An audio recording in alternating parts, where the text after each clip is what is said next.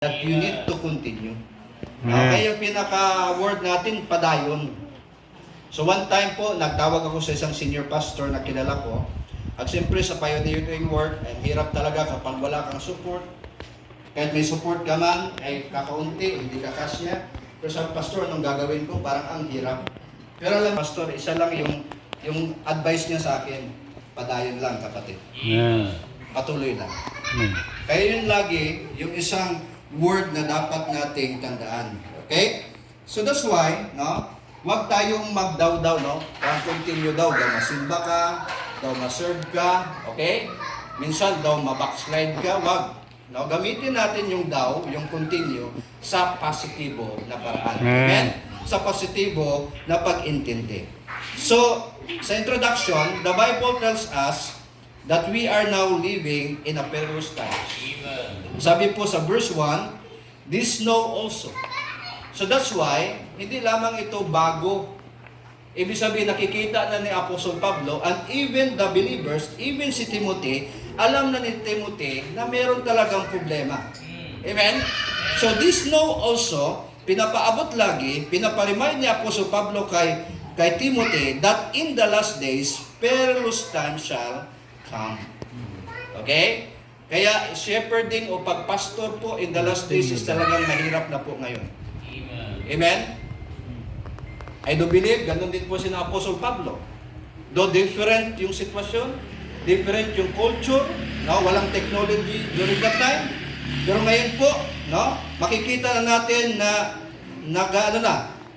amat-amat o patuloy nang napufulfill ang prophecy ng Biblia. Kaya, totoo po yan that we are now in the last days. Kaya pag sinabi pong perilous, okay? Pag sinabi pong perilous na word, no? Ang ginamit ni Apostle Pablo means full of danger. Okay? So nakikita natin sa mga balita na yung mga 14 to 16 years old, ginarape, ginapugutan ulo, ginasunog, ginabitay. Diba? Ngayon makikita natin sa mga schools, may mga shooting incidents na. Ang makikita rin natin na marami ng mga suicidal. Even pastors, no, mga nagiging biktima ng mga depression, immorality, and even more, no, maraming ding nagkikwit. So, pag sinabing full of danger, it is also risky, napakadelikado, at talagang we are in a serious trouble. Amen? Kaya kami mga pastor, now we as pastors, we know kapag ang church natin in serious trouble. Amen? Minsan, no, mga pastors, kapag okay ang sitwasyon ng church, minsan hindi tayo nagiging seryoso. Amen ba? Parang because of comfort, because of blessing, parang nagapabaya kita. When problems arise, nandoon tayo nagiging seryoso. But we need to remember that we are in serious trouble. Amen? And members try to compromise. And even we as pastors, no, pwede tayo makompromise. Because of these perilous times, dahil sa mga delikadong panahon, many Christians stop also. Alam ko po na marami na tayong mga members na nakasama noon na ngayon ay wala na. Yes. Amen ba? Marami ang choir, marami ang nag-join sa atin sa soul winning, nakakasama natin sa pagsimba, amen? Nakakasama natin sa pag-evangelize, pero bakit parang tumatagal minsan sa isang araw o sa isang linggo, amat-amat na nagkakadula ang mga Christian. They stop serving and they discontinue in church. Amen? Sa pagpunta sa church, sa panalangin, sa pag-alagad sa Ginoo, and even sa pagdaog sang mga kalag. Sometimes ang natitira tayong mga pastor, ang pastor's wife, ang family. Amen? Hindi natin makokontrol. Pastors, we cannot control the heart of our people. Amen? All we need to do is to preach the word. And we need to give warning that we are in serious trouble. Amen? Yes. That's why Paul, in his letter to Timothy, commands and exhort him to continue. Kaya yung word po na continue, okay? So yung word po na continue means to remain. Manatili. Amen? Mag-abide, to connect. Na parang ang cellphone kapag nalobat, i-connect agad natin sa power source para ma-charge, para magamit muli. To stay put. Okay? Kaya pag nag-mission tayo, no, minsan sa mga pioneering work, kahit anong hirap just stay. Amen? Mahirap po ang palukso-lukso, palipat-lipat kapag may problema, aalis. Amen? And I think how many times na rin kami ganun ang ginawa namin. Pero ngayon, salamat sa Panginoon, at least may lote na. Amen? Amen. Ang sikreto is to stay put. Amen? Just continue. Amen? Amen. Or shall we say, don't quit. Amen? Members of this church, no? You must to remain. Amen? You need to abide. You need to stay put. Don't quit in the Lord. Amen?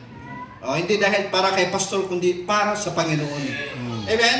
Para sa church na kung saan ay nilagay ka ng Panginoon Diyos. Amen? So that's why, no? Sa pagpadayon, may pagdaog. Okay. Amen? Kapag nagpadayon kita, may pagdaog din. No? Quitters never win. Amen? O losers. Tama? I don't know. Kung tama ako. Amen? So therefore, no? So, padayon lang, kay may una ginarap pagdaog. So, we must continue in what? Ito ngayon, no? Para madali kita. Kami may prayer meeting din po kami sa amin pag-uwi namin. Amen? Okay? So, saan po? In what areas we need to continue? Kung may mga Bibles po tayo, dito lang po tayo sa 2 Timothy chapter 3. So number 1, in verses 1 up to 5. Basahin ko po, no? Basahin po natin. This know also that in the last days perilous times shall come. For men shall be lovers of their own selves, covetous, boasters, proud, blasphemers, disobedient to parents, unthankful and holy, without natural affection, truce breakers, false accusers, incontinent, fierce, despisers of those that are good, traitors, heady, high-minded, lovers of pleasures more than lovers of God, having a form of godliness, but denying the power thereof, from such turn away. Kaya titingnan natin bakit po naging delikado o bakit nasa serious trouble, full of danger po ang panahon. Kasi inilatag po ni Apostol Pablo. Amen? Yung mga karakter, yung mga visible na mga katangian ng mga tao sa panahon ngayon. Amen? So number 1, we must continue in what? Number 1, we need to continue even in the midst of sin. Amen? Kailangan po tayo magpatuloy kahit na nasa gitna tayo ng kasalanan. Amen ba? Kung pupunta tayo sa trabaho, pupunta tayo sa school, pupunta tayo kung saan, andyan po, rampant po ang kasalanan. Amen? Kung mag-house to house tayo, magsosolwining tayo, makikita natin ang lahat ng mga kasalanan. Kaya, ang Bible po nagsasabi sa atin, members, you need to continue kahit nasa gitna ng kasalanan. Amen? Kahit na tayo ay nasa gitna ng crisis, we need to continue. Amen? Hindi yung magpapa-influence tayo, amen? Ay, porket ginagawa ng iba, ito rin gagawin ko. Aalis ako sa church, hindi na ako magpapatuloy sa Panginoon. Kasi ang hirap kasi napapalibutan ako ng kasalanan. But members, pastors, amen? Pastors, why? We need to continue kahit na nasa gitna tayo ng kasalanan. This world is getting worse. Tandaan po natin ito, mga nanay, mga tatay. Huwag na natin mag-expect na gaganda pa yung ating gobyerno, gaganda pang mundo natin. The Bible tells us na it will get worse. Magiging malala po ito hanggang sa pagdating ng ating Panginoon. Kaya kung hindi po tayo matibay sa ating pananampalataya, pag wala po tayong faith, amen? We will never be triumphant. Amen ba? Tumataas po ang bilihin, tama? Amen ba? Ang gas at kung ano-ano pa. Marami na rin maririnig tayo sa gobyerno, yung corruption at kung ano-ano pang mga klaseng mga bad news. But we need to continue kahit na nasa gitna tayo ng kasalanan. Kaya ano pong sabi ng Bible? Ano pong magiging mangyayari? Men shall be lovers of their own souls. Ito yung nagiging first mentality. Me first mentality. Kaya tama po yung generation ngayon, selfie generation. Tama ba? Na parang tuwing may cellphone ka, mag-selfie ka, tapos post. Amen ba? Kasi minsan we are concerned about ourselves. You know what sin is? Putting yourself first rather than God. Minsan hindi ka makapagsimba, kay anong ginauna mo? Sarili mo. Ayaw mo makapagsimba kasi baka wala kang kainin. Kapag hindi ka magtrabaho, wala kang kainin. Pero remember, God has given you 6 days para mag-work. Hindi ka ba pwede magtipon para makapagsimba ka sa Panginoon? Hello? Amen? Okay? So that's why, ito pong sabi ng Bible, lovers of selves, covetous, no? Ano pong ibig sabihin ng covetous? Lovers of money, kung saan yung may pera, doon sila. Boasters, no? Ito yung mga buglalon, no? Nagapabugal pero wala namang bunga. Okay? Ano pa? Proud. It is looking down to others. Nagkaroon ng umangat-angat lang, parang kung makatingin sa tao, parang ang baba ng tingin. And that is people nowadays. Amen ba? Okay? Kaya kapag inangat-angat man tayo mga members, no, dati nagsimula ka ditong mahirap. Kapag umangat-angat ka, huwag kang maging mayabang. Still support the ministry. Amen? Makita ka pa rin sana nagwawalis ng church. You are not entitled, ay professional na ako. Yung people, professional na ako, hindi na pwede ako dyan magwalis. Hindi na pwede akong utusan ni pastor, no? Ba? You need still to be humble. Amen? Ano pa po? Proud. Proud. Blasphemers. Ito yung nagko-curse, nagsusumpa sa Diyos at even to your parents. Yan people. Even to the authorities. Makikita natin na ginagamit ang pangalan ng Panginoon sa walang kabuluhan. Disobedient to parents, rebellious, walang galang. Actually, it is not just talking to children, sa mga kabataan ngayon, kundi talking din sa ating mga adult na kapag tayo ay sumusuway sa authority na binigay ng Diyos sa atin. Amen ba? Kahit anuman po ang position mo sa church, sa iyong trabaho, you need to submit to your pastor. Amen? Amen? So, I'm thankful. No? Kung anong binigay ng Panginoon, you are still complaining. Amen ba? Minsan, we compare ourselves to others. Unholy. No fear of God. Wala nang takot sa Diyos.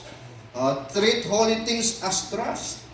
Parang ginano natin yung gawain ng Panginoon parang basura. Without natural affection.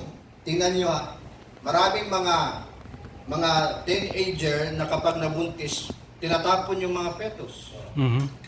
Ito po yung sinasabi ng Bible, totoo po talaga, without natural affection.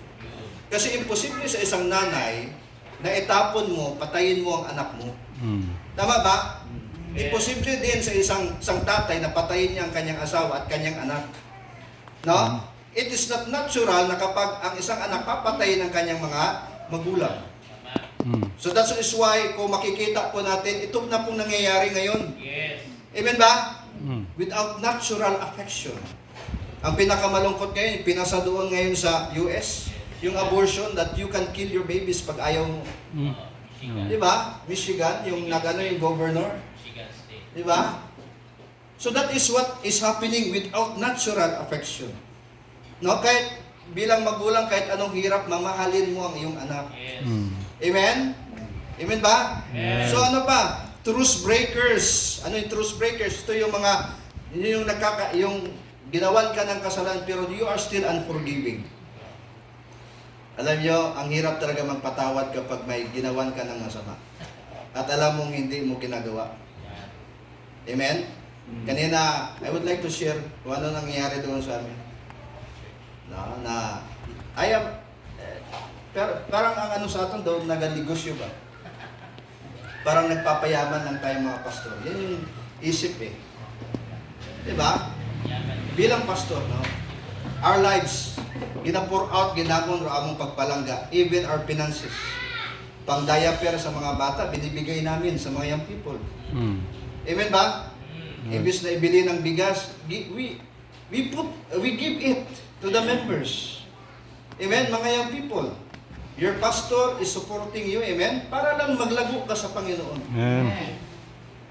Minsan masakit, huwag kang magbigay kay pastor kasi nagpapayaman lang yan. Mangingikil yan si pastor. Linuloko lang kayo kasi ipapangalan niya lang yung mga bagay dyan sa church sa kanya.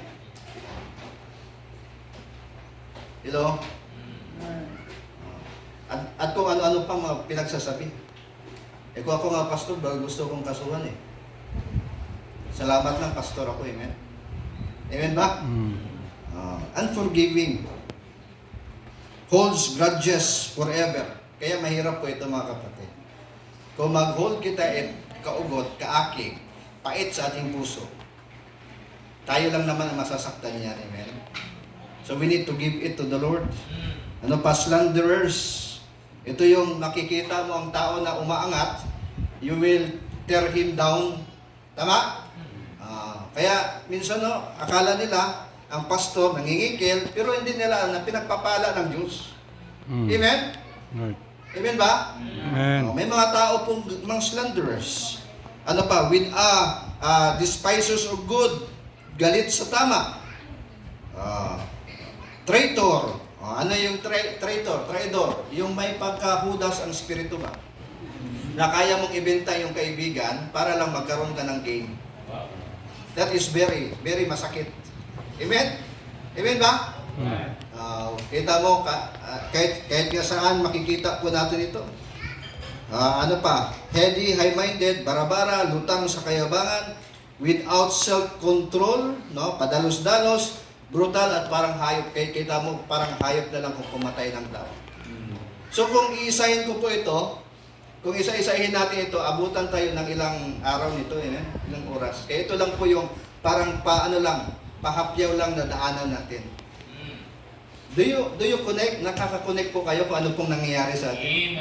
So that's why kung tayo po ay mga members, pastor's wife, mga young people, mga members, we need to continue.